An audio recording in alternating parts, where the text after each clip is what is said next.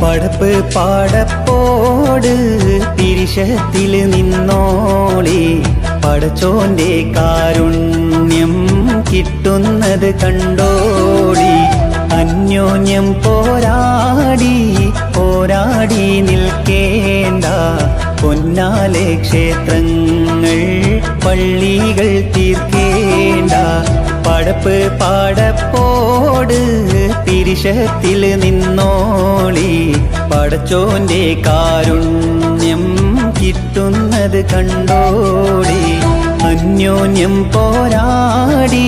പോരാടി നിൽക്കേണ്ട പൊന്നാലെ ക്ഷേത്രങ്ങൾ പള്ളികൾ തീർക്കേണ്ട